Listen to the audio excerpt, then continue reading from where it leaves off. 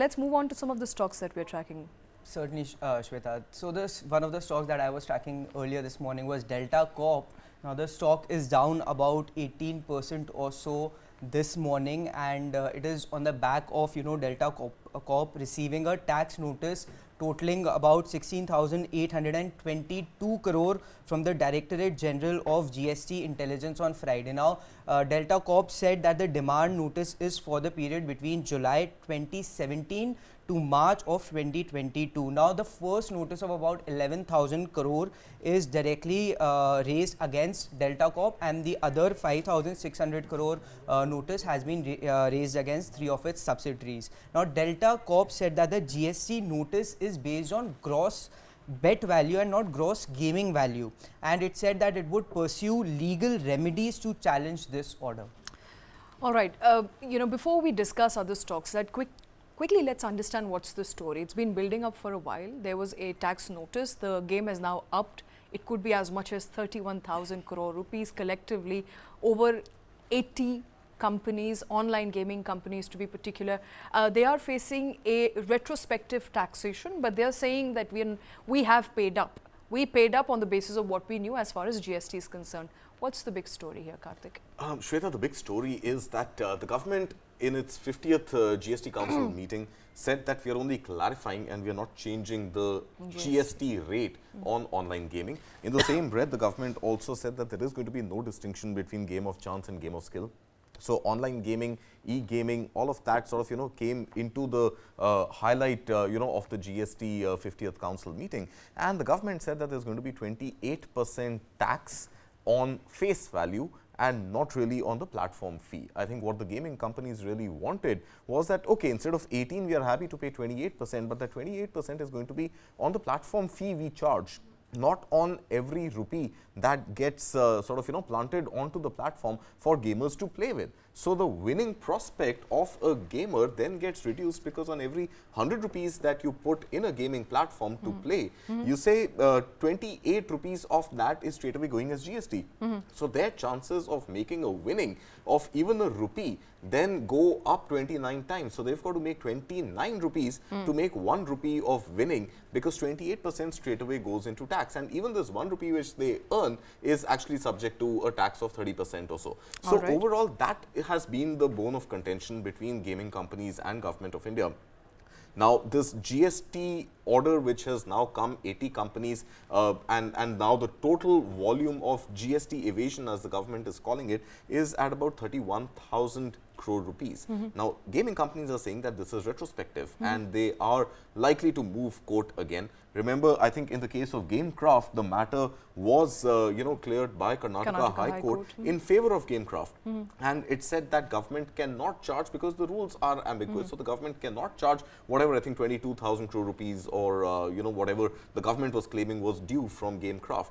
And now it seems that with these added on Delta Corp, on other 80 companies, the added retrospective tax is now to a tune of about 31,000 crore rupees, which is obviously going to make a dent in the gaming companies. All right, and there has been a movement on that case as well. Government moved after Karnataka High Court order. Government, the Directorate General for GST collection, they moved to Supreme Court. That's right. Supreme Court has stayed the Karnataka matter, High Court, which essentially order. means that this is still in the realm of speculation whether this retrospective taxation will be applicable or not. And the online is it fair to call it companies, retrospective, because the government said we did not change the tax rules, we only clarified the tax rules. Right, and players have been paying up GST.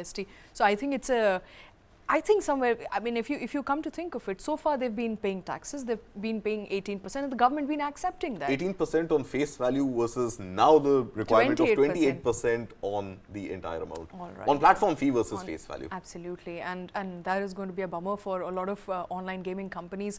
Gaurang, what's your view on online gaming companies? Is there a future as far as e-gaming is concerned in India?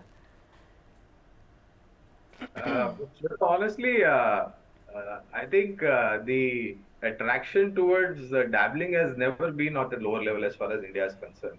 And, though we don't have any specific coverage on any of these companies, just a perception over here, Shweta, I think there has to be clarity with respect to online and offline gaming. With the kind of policy changes by the government or by the GST Council and the recommendations that have come through does create an atmosphere of a hanging sword, which with a lot of uncertainty and no clarity. And whenever the matter ends up in either a high court or a Supreme Court, uh, unless and until you have a decisive outcome or a judgment or an order, uh, there will be choppiness and volatility. Unfortunately, we don't have any coverage on either online or offline gaming companies, so I won't give any stock specific recommendations or replies with respect to buy, sell, and hold. But I think one needs to be cautious. And like I mentioned, unless we have clarity, there is always going to be choppiness and volatility with respect to news flow. Now, Gaurang, certainly because you don't have coverage on gaming stocks, but for a company like Delta Corp, which has a market capitalization of about 4,000 crore, a tax notice of 17,000 crore seems like a death blow, right? Well, this is just the tip of the iceberg. I mean, you don't know what will happen next. So, assuming anything is going to be also equally catastrophic, Suyash. So let's not jump the gun. Let's move on to other stocks that we're tracking, Suyash. Yes, Shweta. So SBI was also in the news. The state-run lender has raised about 10,000 crore through long-term infrastructure bonds at a coupon rate of about 7.49%. Now, the proceeds of the bond will be utilized to enhancing long-term resources for funding infrastructure and affordable housing segment. Now, SBI has outstanding long-term bonds worth about 39,718 crores with this issue.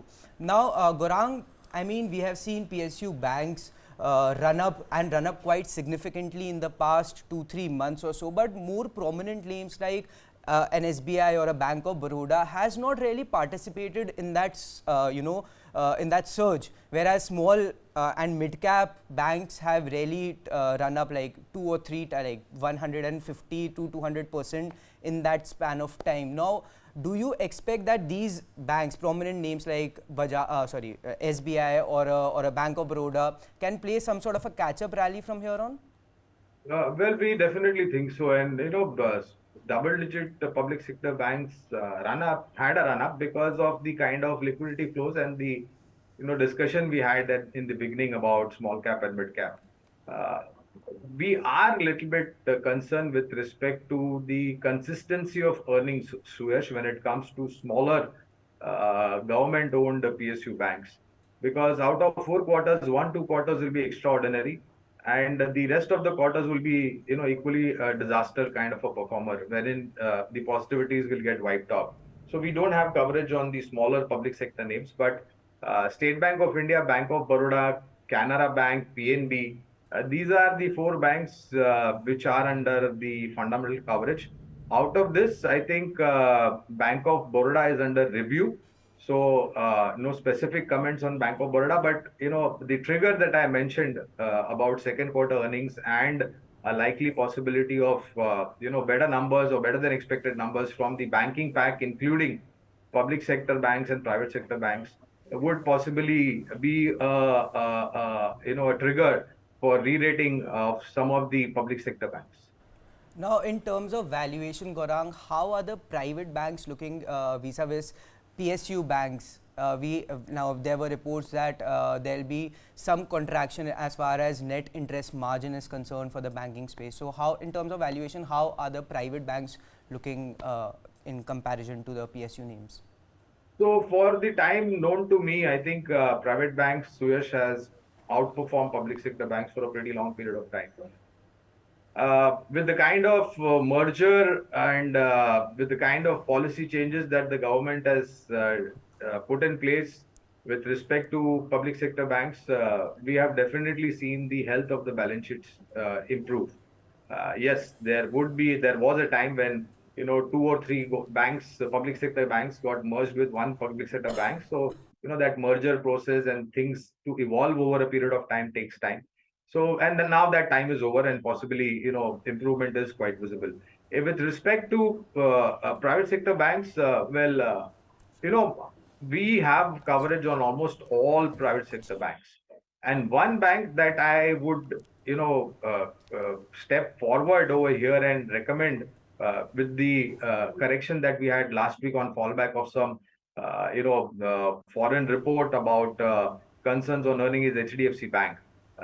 No denying, Suyash, that maybe, it's not going to be case that banking sector is going to be outperforming for all the 4 quarters in the financial year. There will be a case of a little bit of underperformance, loan book not growing at the kind of level that one would have expected.